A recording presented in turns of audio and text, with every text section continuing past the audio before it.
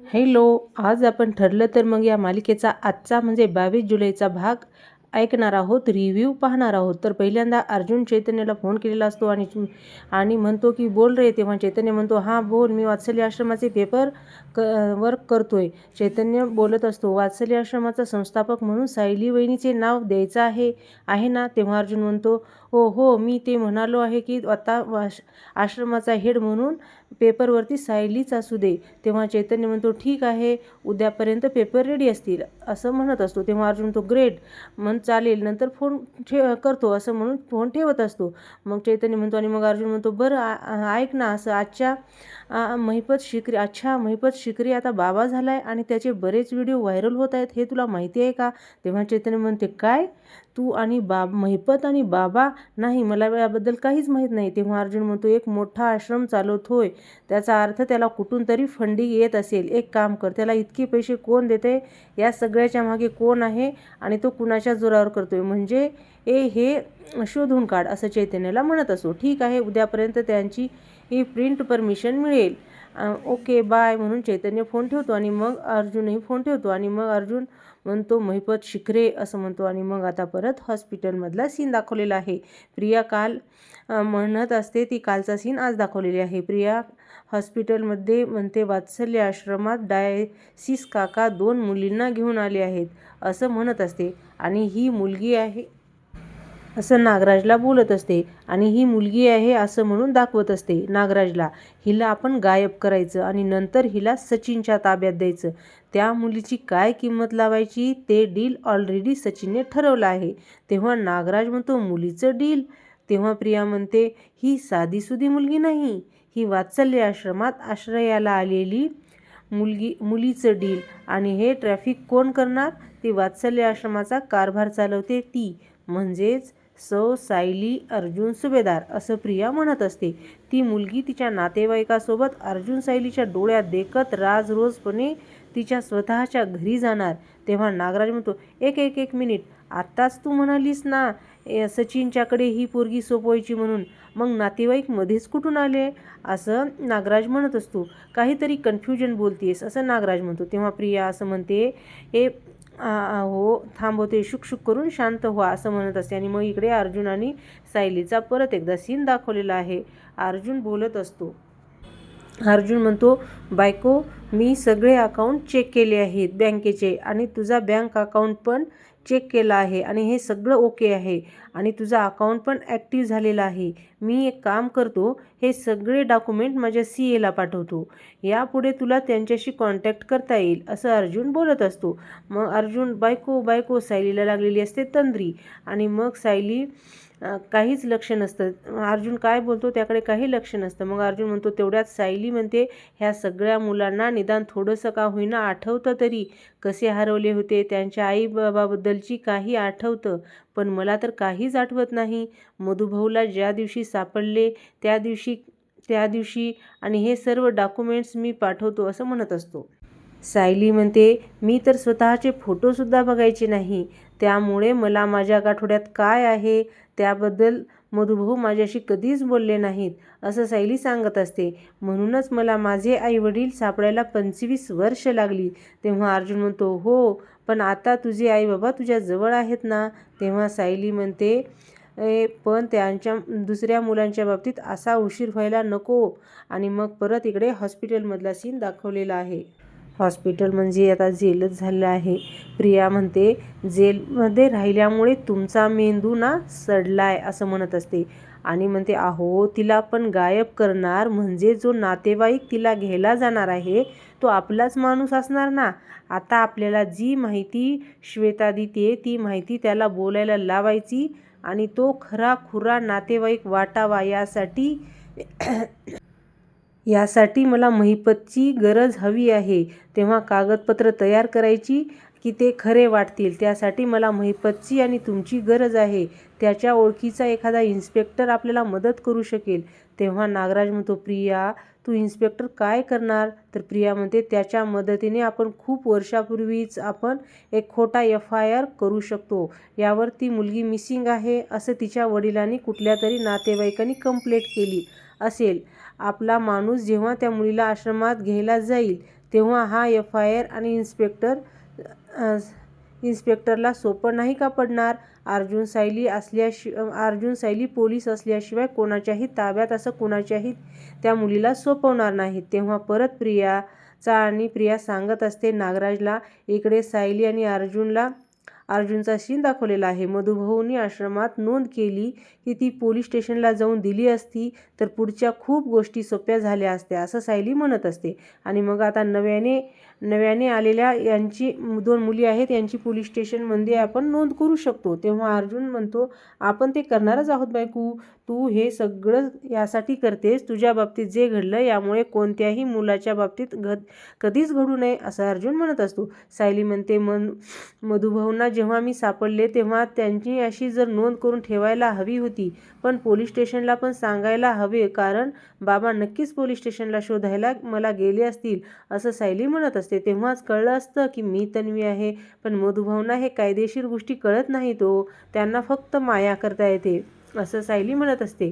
अर्जुन म्हणतो, डोंट वरी बायको. तेव्हा सायली म्हणते, ती चूक परत होऊ नये म्हणून आपण या सगळ्या मुलाकडून फॉर्म भरून घेतोय. सायली म्हणते, यांच्यापैकी कुठल्या तरी मुलाला माहितीचा उपयोग नक्कीच होईल, त्याला त्याची आई बाबा लवकरच सापडतील. अर्जुन म्हणतो, सकाळपर्यंत पोलीस स्टेशनमध्ये आश्रमात आलेल्या नवीन मुलींची नोंद केली जाईल, असं अर्जुन म्हणत असतो. मग आता इकडे परत हॉस्पिटलमधला सीन दाखवलेला आहे. मग आता नागराज म्हणतो, आत्ता तुझा प्लॅन माझ्या लक्षात यायला लागलाय. म्हणजे अर्जुन आणि सायलीला असं वाटेल की ती मुलगी सेफ हँडमध्ये आहे, म्हणजे तिच्या नातेवाईकांच्या घरी ती सुरक्षित ठिकाणी आहे, पण ती गेली बरोबर त्या पोरीच्या बाबतीत. नंतर जे काही घडणार आहे त्यासाठी जबाबदार कोण असणार?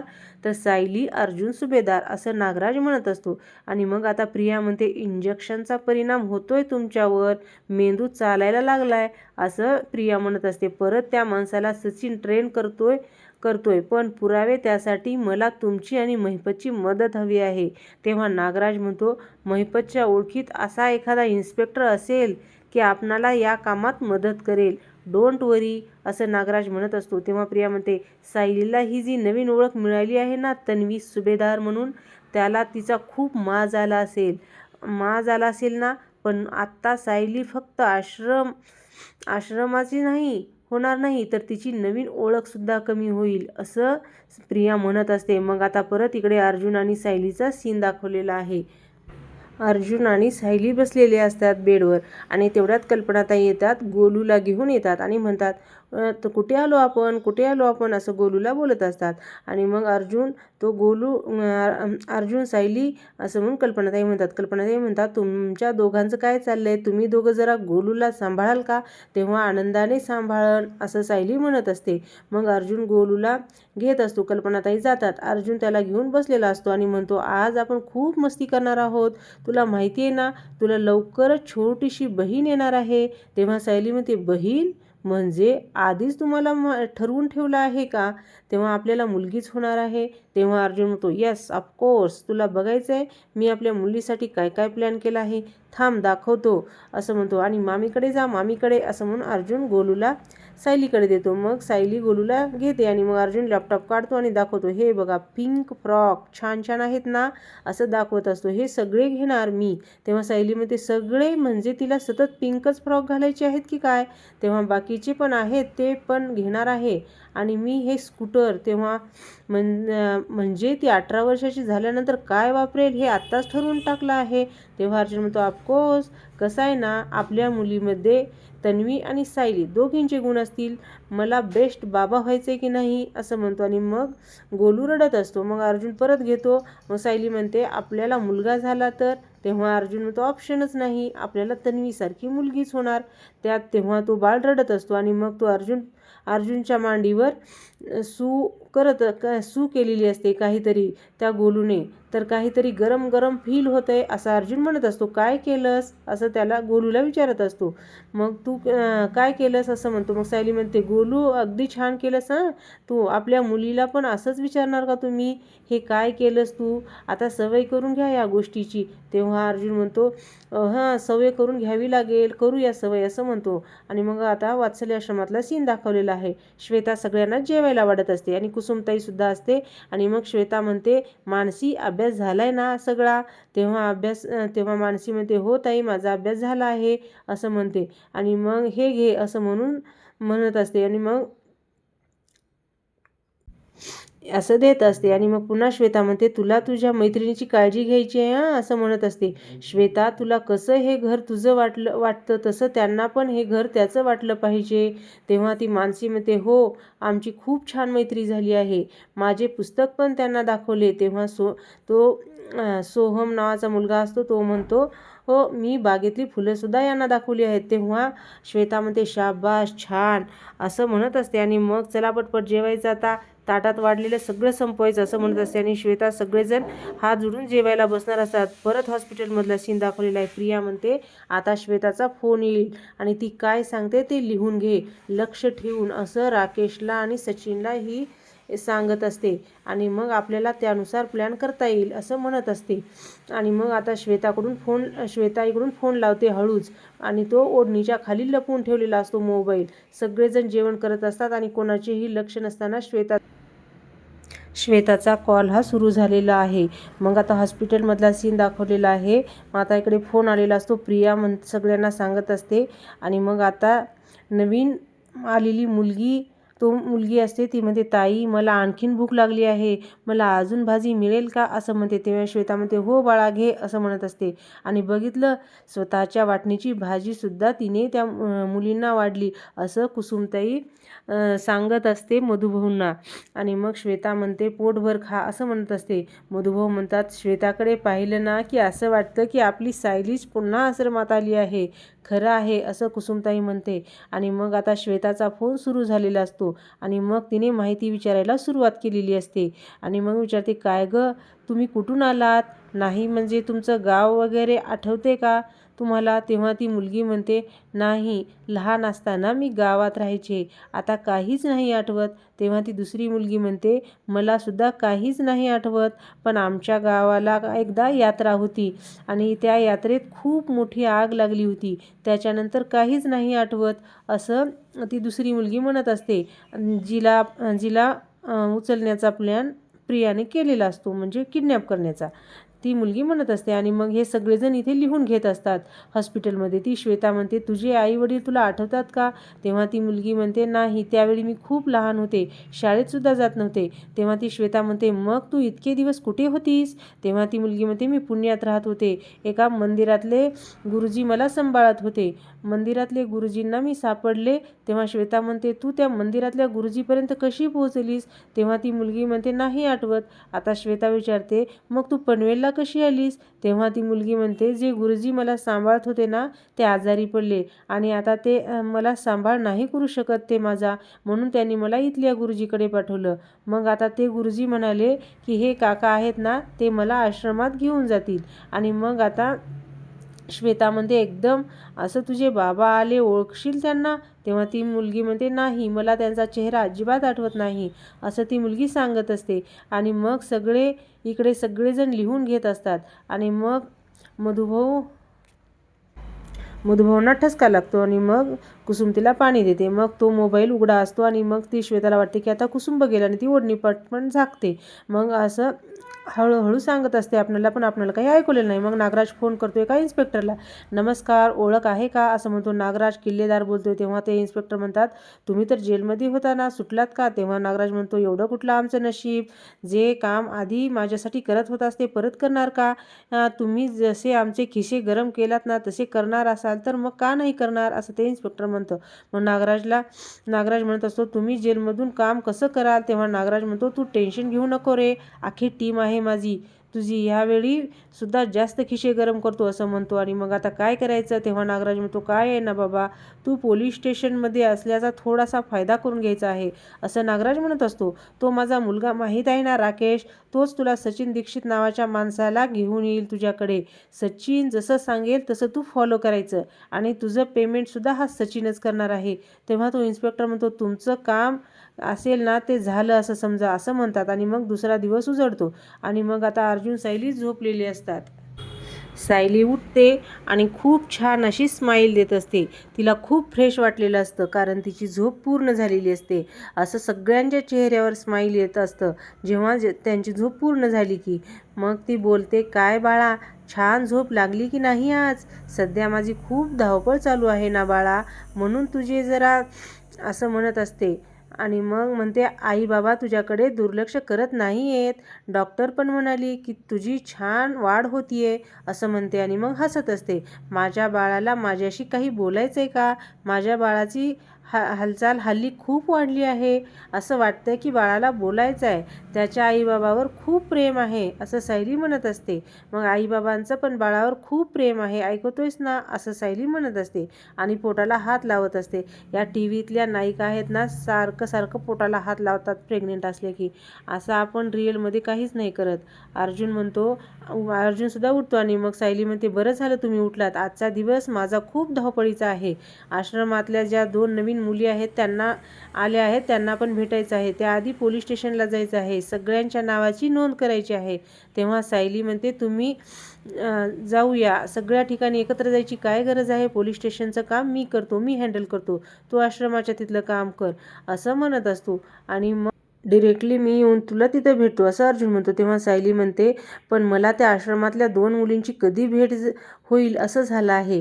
हे आवरा पटकन, असं सायली म्हणत असते. आणि मग आता आलेली असते आश्रमात आणि मग त्या मुलींना म्हणते, बरं मला सांगा तुम्हाला काय आवडतं?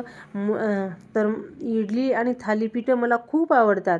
तुम्हाला सांगा ना काय आवडतं? असं ती सायली त्या मुलींना बोलत असते. एक मुलगी म्हणते, मला ना पोळी भाजी आवडते. म्हणजे सायली म्हणते, तुला पौष्टिक खायला आवडतं तर? तेव्हा सायली म्हणते, मी तुमच्या एवढी असताना मला पौष्टिक वगैरे काही खायला अजिबात आवडायचं नाही. तर मधुभाऊ मला जबरदस्ती सगळ्या भाज्या खायला घालायचे. आणि असं सांगत असते. तुम्हाला दोघींचं खूप छान छान केस आहेत असं म्हणत असते. लांब सडक आणि मऊसूतसुद्धा आहेत. तेव्हा दुसरी मुलगी म्हणते, ताई तुझे पण केस खूप छान आहेत. तेव्हा सायली म्हणते, मी तुमच्या वयाची होते ना अशीच लाजरी बुजरी होते, पण तुम्हाला असं राहण्याची काहीच गरज नाही. हे तुमचंच घर आहे. तेव्हा आता अर्जुन पोलीस स्टेशनमध्ये गेलेला असतो आणि मग तो ज्या मुलींची नोंद आहे का असं म्हणत असतो. एक फाईल देतो आणि म्हणतो, यांच्या पैकी जर कोणाचे आई बाबा मिसिंग कंप्लेंट केली असेल तर लगेच कळवा, असं त्या इन्स्पेक्टरला, म्हणजे सावंत इन्स्पेक्टर असतात त्या इन्स्पेक्टरला अर्जुन सांगत असतो. मग ते इन्स्पेक्टर म्हणतात, आपल्याला या माहितीचा नक्कीच उपयोग होणार आहे. कोणी सापडलं तर असं पोलीस स्टेशनला लगेच माहिती देणार. काम करणाऱ्याची पण पोलीस स्टेशनमध्ये माहिती असायला हवी. माहिती पोलीस स्टेशनमध्ये देणं खूप गरजेचं आहे. इन्स्पेक्टर म्हणतात, पण हल्ली तसं कोणी करतच नाही. तेव्हा अर्जुन म्हणतो, डोंट वरी, आश्रमात कोण नवीन येणार याची माहिती तुमच्यापर्यंत नक्कीच पोहोचणार. आपण सध्या त्या मुलींची माहिती शोधत राहिलो तर कदाचित त्यांच्या आईबाबापर्यंत नक्कीच पोहोचू. तेव्हा ते इन्स्पेक्टर म्हणतात, आपण नक्कीच पोहोचू. तेव्हा अर्जुन सर, या सगळ्या फॉर्मचे मी झेरॉक्स करून घेतो आणि नोंदणी करून ठेवतो. तेव्हा हे 2 जे फॉर्म्स आहेत त्या मुलींचे त्या ज्या नवीन आल्या आहेत, तेव्हा इन्स्पेक्टर म्हणतात, या मुलीबद्दल कोणाला काही माहिती मिळाली तर मी तुम्हाला लगेच इन्फॉर्म करतो, असं म्हणून थँक्यू असं म्हणतो. आणि मग आता परत आश्रमातला सीन दाखवलेला आहे. सायली अजून तिथेच बसलेली असते आणि मग जे अगोदरचे मुलं होते ते तिथे येतात. म्हणजे अगोदरचे मानसी आणि कसे आहात असं सायली म्हणत असते. सोहम आणि मानसी कसे आहात असं म्हणत असते. अभ्यास कसा चाललाय सोम्या, लक्ष देतोयस ना अभ्यासात? तेव्हा तो सोम्या म्हणतो, हे मानसी, सायलीताईसाठी जे आणलं आहे ते गंमत दाखवणार आहेस का? तेव्हा ती मानसी म्हणते, हे माहीत होतं तू येणार आहेस म्हणून तर आम्ही आणलं, असं मानसी म्हणत असते. सायली म्हणते, काय आणलं आहे? तेव्हा मानसी म्हणते, तुझ्यासाठी खजिना आहे असं म्हणते. आणि मग ती सायली उघडून पाहते तर ते कागद असतं आणि त्या कागदाच्या आतमध्ये कैऱ्या, बोरं, चिंचा असतं. मग सायली म्हणते, तुला कसं कळलं गं? तेव्हा मानसी म्हणते, कुसुमताई आम्हाला म्हणाली होती ज्यांच्या पोटात बाळ असतं त्यांना असं आंबट खावं वाटतं म्हणून आणले. तेव्हा आणण्यासाठी पैसे कुठून आले तुझ्याकडे, असं सायली विचारत असते. तेव्हा ती मानसी म्हणते, आमच्या कॉलेजमध्ये ना एकदा वादविवाद स्पर्धा होती, त्यातनं मी जिंकले. त्याची रक्कम मिळाली, ती मी जपून ठेवली आणि त्याच पैशाचं सगळं आणलं आहे. म्हणून तुला बक्षीस मिळालं आणि ते पैसे होते आणि माझ्यासाठी का खर्च केलेस. तेव्हा मानसी म्हणते, तुझ्यासाठी नाही आहे, हे तुझ्या पोटातल्या बाळासाठी आहे आणि हे तू खाल्लंस तरच तुझ्या बाळापर्यंत पोहोचेल आणि त्याची मानसीताई नाही करणार तर दुसरं कोण करणार, असं ती मानसी म्हणते. तेव्हा सायली म्हणते, बाप रे, किती मोठे झालीस ग, म्हणू मला कळलंच नाही, इतकं कळायला लागलं आहे तुला. तेव्हा सोहम म्हणतो, सायलीताई खा ना, असं म्हणत असतो. तेव्हा सायली म्हणते, मी एकटे नाही खाणार, आपण सगळ्यांनी मिळून खायचं, असं म्हणत असते. श्रेयश, अंकिता इकडे या, असं म्हणते आणि मग त्या दुसऱ्या मुलांना सुद्धा बोलवून घेत असते आणि घ्या घ्या असं म्हणते आणि सगळ्यांनाच एक एक त्या कैरीची फोड देत असते. आणि मग ती नवीन मुलगी होती ती, नको आम्हाला, तूच खा, असं म्हणत असते. मग खास तुझ्यासाठी आणले ना, तूच खा, असं म्हणते. मग मानसी म्हणते, अगं इथं माझं तुझं असं काही नसतं, जे काही असतं ते आपल्या सगळ्यांचं असतं. अगदी लहानपणापासून आम्हाला मधुभाऊनी हे शिकवलं आहे, त्यासाठी तुम्ही बिनधास्त खा. तेव्हा सायली म्हणते, किती समजूतदार झालीस ग मनू, माझ्यासाठी, माझ्या बाळासाठी आणलेस, इतकं मोठे कधी झालात तुम्ही, तर मला कळलंच नाही. तेव्हा सोहम म्हणतो, आता आम्ही बाळाचे दादा आणि ताई होणार आहोत, तर आम्हाला हात लावते आणि आताच त्या बाळाला ओळख करून देते. ही मानसीताई असं सांगत असते आणि ही सोनलताई, ही दिव्याताई आणि हा श्रेयश दादा आणि ही अंकिताताई असं सगळ्यांची ओळख करून देत असते. आणि मग हाय बाळा असं सगळेजण म्हणत असतात आणि लवकर भेटायला ये, आता वाट बघून आम्हाला खरंच कंटाळा आला आहे. तेव्हा सायली म्हणते, हे घ्या ना, सगळेजण घ्या, म्हणून एक एक कैरीची फोड घेत असतात आणि सगळेजण खात असतात. सोहम सायलीला चारत असतो आणि मग स्वतःसुद्धा खात असतो. सगळेजणच घेत असतात आणि मग इथेच आपला आजचा भाग संपतो. आता प्रोमो दाखवलेला आहे.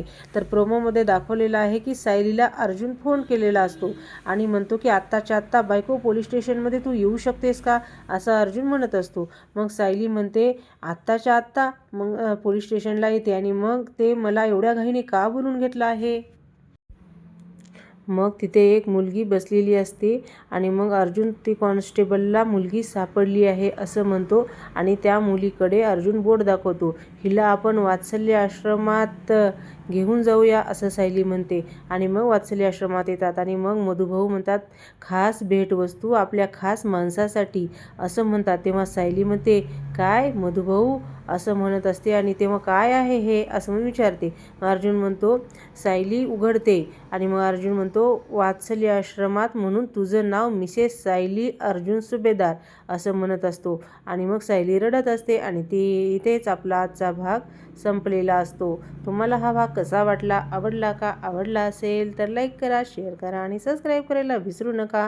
तुम्ही हा व्हिडिओ शेवटपर्यंत बघितलात त्याच्यासाठी धन्यवाद.